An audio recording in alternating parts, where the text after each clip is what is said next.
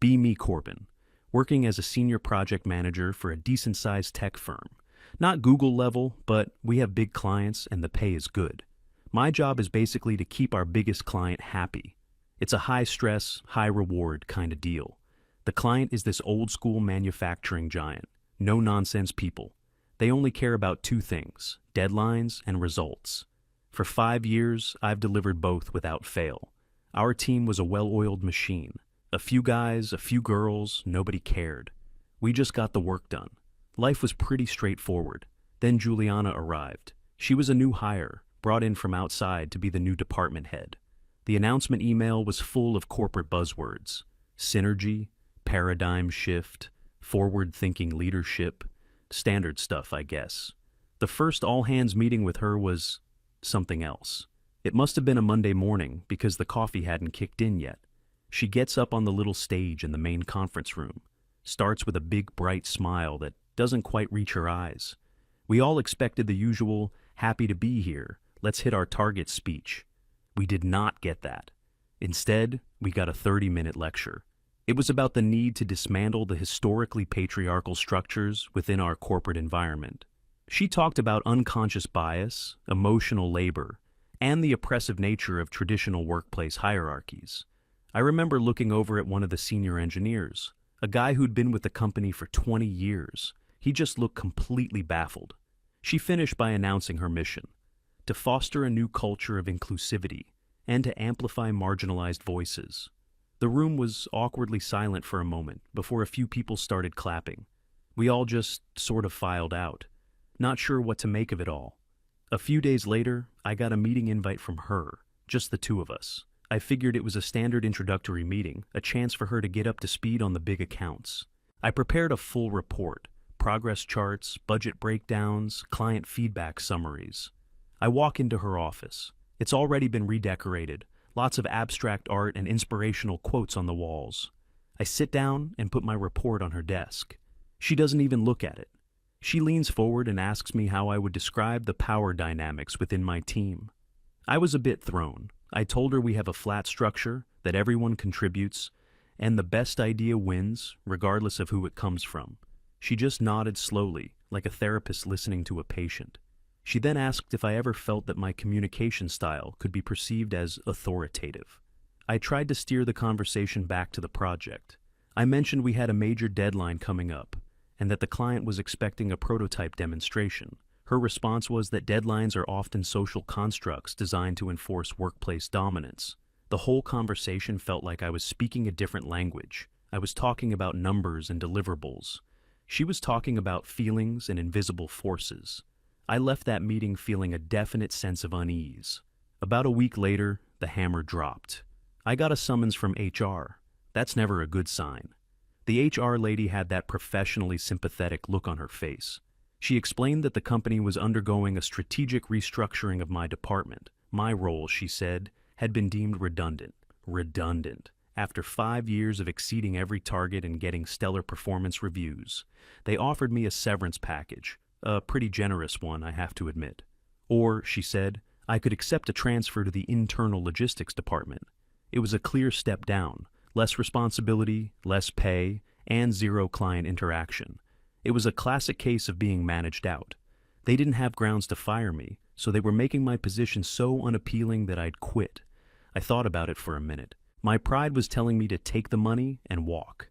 But something else, a kind of morbid curiosity, made me pause. I wanted to see what would happen next. So, to the complete surprise of the HR lady, I accepted the transfer. The next day, Juliana sent out a company-wide email. It was a masterpiece of corporate speak. It announced the successful completion of her departmental realignment. It celebrated the creation of a new, dynamic, all-female project team to handle the company's most important client account, my old account. She introduced the new team members. The new team lead was a woman named Sadie. I knew Sadie. She was ambitious, politically savvy, and very good at taking credit for other people's work. Then there was Brooklyn. She was a recent hire, fresh out of college, always talking about the importance of creating safe spaces in the break room. Her professional experience was basically zero. The final member was Noe. Noe was a quiet but brilliant software engineer who had been in another department. She was genuinely talented, probably one of the best coders in the company.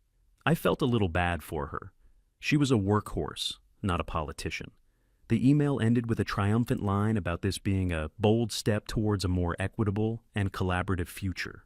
I read the email sitting at my new, smaller desk in the logistics department and just shook my head.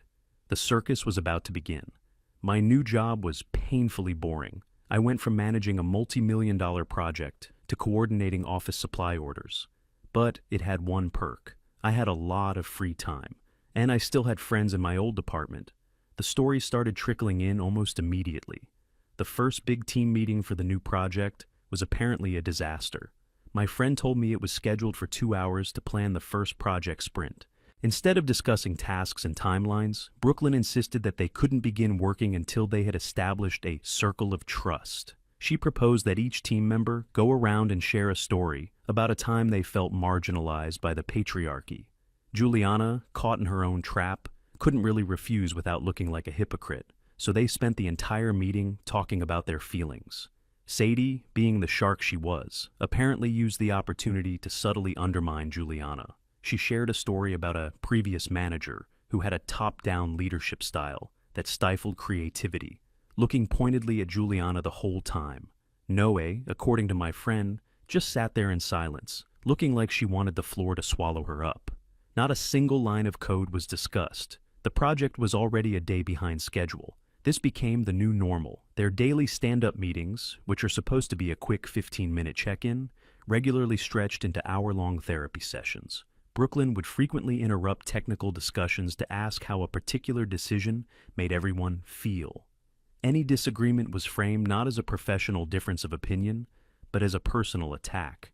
The team's internal chat channel, which used to be for quick questions and file sharing, was now filled with articles about corporate feminism and arguments over semantics. Noe was trying to carry the entire technical load on her own. She would work late, trying to make up for the time wasted in these endless meetings. She built a working back-end framework for the project in the first 2 weeks. It was a solid piece of work, something that should have put them on the right track. She presented it to the team during a weekly review. The feedback she got was unbelievable. Brooklyn complained that the technical documentation was intimidating and used gendered language. She pointed to the terms master and slave databases, which are standard industry terms, as evidence of a problematic mindset. Sadie, who barely knew how to open a command prompt, criticized the color scheme of the code editor Noe used in her presentation. Juliana, as the manager, should have stepped in and focused the conversation on the functionality, but she didn't. She just nodded and said it was valuable feedback. Noe had to spend the next 3 days rewriting the documentation with more inclusive terminology. The actual functional code was completely ignored. Meanwhile, I was in logistics, tracking shipments of ergonomic chairs. I'd occasionally see Noe in the cafeteria. She looked exhausted, dark circles under her eyes. One time, she came up to me at the coffee machine. She just looked at me and said, "You got out at the right time." She didn't elaborate, and I didn't press her. She didn't have to. The power struggle between Juliana and Sadie was also escalating. Juliana wanted the team to follow a plan, her plan. Sadie countered every decision by framing it as an attack on the team's collaborative spirit. If Juliana assigned a specific task to someone, Sadie would propose they put it to a vote.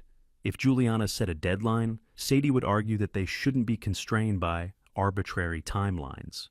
She was using Juliana's own progressive rhetoric against her, and it was working. The rest of the team was siding with Sadie because her approach meant less actual work.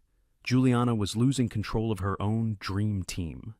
The first concrete sign of trouble came about a month into the project: the client. I knew the account manager, a guy named Henderson. He was as old school as they come. He called me on my personal cell. He'd kept my number. He sounded confused and annoyed. He said he hadn't received a single weekly progress report since I left the project. I always sent one every Friday, without fail. It was part of our agreement. He said he'd tried emailing the new manager, Juliana, but her replies were vague and full of corporate jargon. He asked her for a simple percentage of project completion. She apparently sent him a long email about how they were recontextualizing the definition of progress and focusing on building a sustainable and emotionally resonant framework. Henderson told me, "Corbin, I don't know what the hell any of that means. Is the damn thing built or not?" I played dumb, of course. I told him I was in a different department now and had no visibility into the project. I advised him to try and schedule a formal call with her to get a direct answer. I knew that call would be a train wreck, and I was right. My friend gave me the full story a few days later. The client had insisted on a video conference with the whole team to get a status update.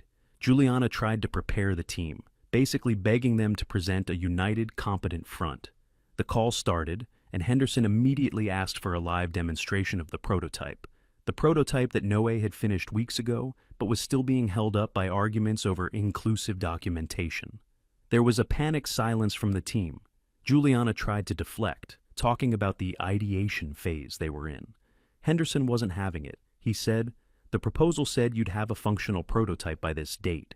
Sadie then jumped in, trying to make herself look good. She said that the original timeline, developed under the previous leadership, was unrealistic and aggressive. She was throwing me under the bus, even though I was no longer there. Then Brooklyn made things 1,000 times worse. She unmuted herself and told the client, a man in his late 60s, that his focus on rigid deadlines was indicative of a toxic masculine mindset. There was just dead silence on the line. Henderson, to his credit, remained calm. He just said, "So, there is no prototype." Juliana finally admitted that it wasn't ready to be shown. He thanked them for their time and ended the call. The fallout was immediate. Juliana got a furious email from her own boss, the VP, who had been CC'd on the meeting invite. The pressure was suddenly on. The facade of their progressive utopia was crumbling and reality was setting in. Juliana tried to clamp down. She sent a stern email to her team, saying that from now on, all communication would follow a strict hierarchy, and all tasks would be assigned directly by her. She was abandoning the collaborative model and trying to impose order. This was the moment Sadie had been waiting for. She immediately forwarded Juliana's email to HR. She also sent it to a few other female employees in the department, with a note saying she was deeply concerned by Juliana's sudden shift to a hostile and authoritarian management style. She was painting Juliana as a traitor to the cause.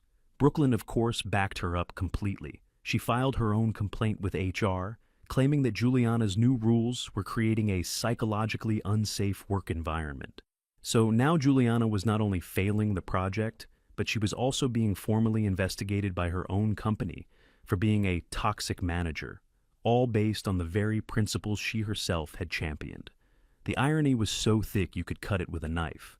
No, the only person actually trying to work was caught in the crossfire. She had two managers giving her conflicting instructions. Juliana was telling her to work overtime and get the prototype ready at all costs. Sadie was telling her that she shouldn't be forced to work under such stressful conditions, and that she should prioritize her well-being. I saw her in the parking lot one evening. It was late, almost 9 p.m. As she was just sitting in her car, not moving. She looked completely defeated. The project was now weeks behind schedule. The client was furious. The team was in open rebellion against its own leader, and Juliana, the architect of this whole mess, was completely trapped. Every move she made was wrong. If she was lenient, nothing got done, and Sadie undermined her. If she was strict, she was labeled a toxic, authoritarian hypocrite. She had created a system that was designed to self-destruct, and we were all just watching it happen, one disastrous meeting at a time. The final presentation to the client was scheduled for the end of the quarter. It was a hard deadline, written into the contract. Failure to deliver a finished product by that date would result in severe financial penalties for our company, and more importantly, the almost certain loss of the client. Everyone knew this was the final showdown. The atmosphere in the office in the weeks leading up to it was incredibly tense. Juliana was a ghost. She spent most of her time in closed-door meetings with her boss and HR. Sadie was walking around like she already owned the place, holding informal check-ins with the team to boost morale, which was really just a way to solidify her position as the de facto leader.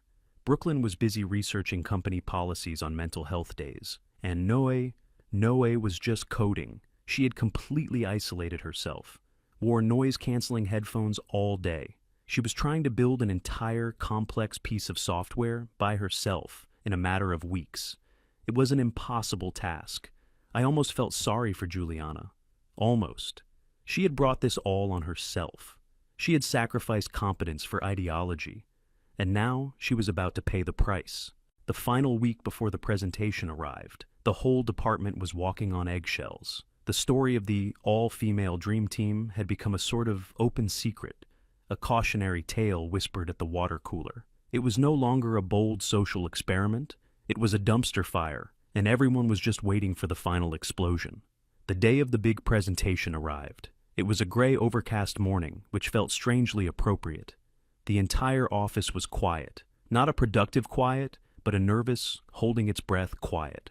I was at my desk in logistics, processing an invoice for a new batch of toner cartridges, but my mind, like everyone else's, was on the big glass conference room on the third floor. My sources had filled me in on the final days of preparation. It was, by all accounts, a complete meltdown. Juliana had tried to take full command, working 18-hour days to stitch together something, anything, that looked like a finished product. She had basically locked herself and Noe in a room with a whiteboard. The problem was, Juliana didn't understand the technical side of things at all, so she would draw vague diagrams of synergistic user experiences and holistic engagement funnels. Then she'd demand Noe turn those buzzwords into functional code in a matter of hours. Noe, running on caffeine and sheer willpower, was doing her best to translate the corporate poetry into something real. But she was just one person. Meanwhile, Sadie and Brooklyn had effectively checked out. Sadie was busy networking, having coffee chats with people from other departments, presumably laying the groundwork for her next move after the inevitable crash. She was positioning herself as someone who had tried to salvage the project from Juliana's mismanagement. Brooklyn had declared that the stress of the impending deadline was triggering for her. She spent most of the final week working from home, sending occasional emails about the importance of team wellness and self-care. The final dress rehearsal, the day before the presentation, was the breaking point. They gathered in a conference room to do a run-through. Noe presented the prototype. It was functional, barely. The core features were there, but it was riddled with bugs and the user interface was a mess. It was what you'd expect from one person doing the work of 5 in a fraction of the allotted time. Instead of gratitude or constructive feedback, Noe was met with a fresh wave of criticism. Brooklyn said the color palette gave her anxiety. Sadie pointed out a typo in one of the menus and treated it like a fatal flaw in the project's entire architecture. Juliana, panicked and frayed, started blaming Noe for not working fast enough. That's when Noe finally snapped. She didn't shout. She didn't cry. She just stood up, closed her laptop, and said in a very quiet, very calm voice, "I'm done." She walked out of the room, went to her desk, packed her personal belongings in a small box, and left the building. She emailed her resignation to HR from the parking lot. So, on the morning of the most important presentation in the company's recent history, the team's only competent member was gone. The presentation was scheduled for 10 a.m. The client delegation arrived early, 4 of them, all men in dark suits, led by Henderson. They looked like they were attending a funeral. Juliana's boss, the VP, was also there. He sat at the back of the room, his arms crossed, his face a mask of grim neutrality. He was there to witness the execution. Juliana, Sadie, and Brooklyn walked in. Juliana looked pale, like she hadn't slept in a week. Sadie had a look of calm detachment, as if she were just an interested observer. Brooklyn was scrolling on her phone until the very last second. The presentation began. Juliana was clicking through the slides. They were awful, just walls of text, filled with the same empty buzzwords she always used. She was talking, but her voice was shaky. She had lost all of her usual confidence. She was halfway through a slide titled, "Leveraging Intersectional Paradigms for a User-Centric Tomorrow," when Henderson held up a hand. "Juliana," he said, his voice flat, "can we please just see the product?" A wave of panic flashed across Juliana's face. She stammered something about wanting to provide the proper strategic context first. Sadie saw her opening and jumped in. "What Juliana means," she said, cutting her off, "is that the product is best understood as a part of a larger philosophical framework." She was trying to sound smart, but it just made things worse. Henderson's eyes narrowed. "I don't need a philosophy lesson. I need to see the software that my company has paid 7 figures for." There was no more hiding. Juliana took a deep breath and navigated to the prototype, or what was left of it. Without Noe there to run it properly, it was a catastrophe. Juliana clicked on the login button. An error message popped up. She tried again. The same error. She started clicking frantically, a bead of sweat running down her temple. Sadie tried to intervene again, saying there must be a compatibility issue with the conference room's projector. One of the client's technical guys, a younger man, spoke up. "That's a database connection error. It has nothing to do with the projector." The room fell silent. The lie had been exposed, instantly and clinically. The humiliation was palpable. Juliana just stood there, frozen, staring at the error message on the screen. It was over, and she knew it. But then it got even worse.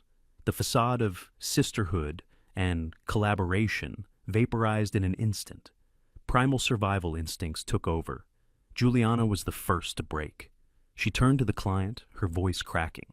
She said that the project had been consistently undermined by a lack of team cohesion and insubordination. She didn't name Sadie, but she looked right at her. Sadie's calm demeanor vanished. She stood up and addressed the client directly. She said that, as second in command, she had repeatedly raised concerns about Juliana's erratic and unfocused leadership. She claimed she had done her best to steer the ship in the right direction, but had been met with resistance at every turn. They were openly attacking each other in front of the client and the VP. And then, Brooklyn, in a moment of spectacular self-destruction, decided to contribute. She spoke up, her voice quivering with indignation. She looked at Henderson and said that she felt his aggressive and demanding line of questioning was creating a hostile environment. She said that the team's emotional well-being had been compromised by the client's unrealistic expectations. That was it, the final nail in the coffin. Henderson just stared at her for a long moment. There was no anger on his face, just a kind of weary disbelief. He slowly closed his notepad. He stood up. The other 3 men from his company stood up with him. He looked at the VP at the back of the room, not at the 3 women at the front. "We're done here," he said. "Consider the contract terminated." And then they just walked out of the room. They didn't slam the door. They didn't shout. It was quiet, professional, and absolutely brutal. For about 30 seconds, nobody in the room moved or spoke. Juliana, Sadie, and Brooklyn just stood there amidst the wreckage. Then the VP stood up. He walked to the front of the room, his footsteps echoing in the silence. He looked at the 3 of them, one by one. Then he looked at Juliana and said just 2 words. "My office, now." He turned and walked out. Juliana followed him like a robot, her face completely blank. The news spread through the company faster than a wildfire. The loss of our biggest client. The public implosion of Juliana's dream team. It was the only thing anyone was talking about. Juliana was fired before lunch. She was escorted out of the building by security, carrying her inspirational quotes in a cardboard box. There was no company-wide email announcing her departure. She just vanished. Sadie's political maneuvering had failed spectacularly. She wasn't fired, but she was seen as toxic. Her attempt to blame Juliana had backfired, making her look treacherous and unprofessional in front of the VP. She was demoted and moved to a do-nothing role in the marketing department. Her career at the company was effectively over. Brooklyn was part of the round of layoffs that was announced the following week to offset the financial impact of the lost contract. Nobody was surprised. As for Noe, I heard she got a job at a major competitor within a week, a senior engineering role with a massive pay raise. Good for her. The dust began to settle. The company was in crisis mode. The stock price took a hit. Morale was at an all-time low. I just kept my head down in the logistics department, ordering staples and managing spreadsheets. About a week after the presentation disaster, I got an email. It was from the VP's executive assistant. The subject line was simple: meeting. I walked into the VP's office, the same one Juliana had been summoned to before she was fired. He looked tired, but he got straight to the point. He said the company was in a difficult position. He said they had made a mistake. He didn't mention Juliana by name. He just talked about a failed leadership experiment. He said that their #1 priority was trying to salvage the relationship with the client. He told me that Henderson had specifically mentioned my name in his final conversation, noting that things never went wrong when Corbin was in charge. Then he made me an offer. He wanted me to head a new special projects team, a crisis team, basically. My first task would be to go back to the client, hat in hand, and try to win them back. He offered me my old job back, with a new title, a significant raise, and complete autonomy to build my team however I saw fit. I don't care who you hire, he said. Male, female, young, old. I just care about one thing, competence. Find me the most competent people for the job. I told him I'd do it. The next Monday, I walked back into my old office. The abstract art and inspirational quotes were gone. It was just a blank canvas. It felt good. I spent the whole morning on the phone with HR and various department heads. I was building my new team. I brought back the senior engineer who had been baffled by Juliana's speech. I hired a sharp young woman from the analytics department who was known for being a data wizard. I called a guy I used to work with who had left the company a year ago, one of the best project architects I knew, and convinced him to come back. The list of names on my notepad was a mix of men and women. The only thing they had in common was that they were all very, very good at their jobs. My last action of the day was to open up my email. I drafted a message to Henderson. It was short and to the point. I apologized for the recent breakdown in communication. I informed him that I was back in charge of his account, and I asked if he would be willing to give us one more chance, a 30-minute call, to show him a concrete plan for how we were going to fix this. I hit send. Then I leaned back in my chair. There was a mountain of work to do, a disaster to clean up. But for the first time in months, things felt clear. The noise was gone. The ideology was gone. There was just the work, and a team of capable people ready to do it. It was a good start.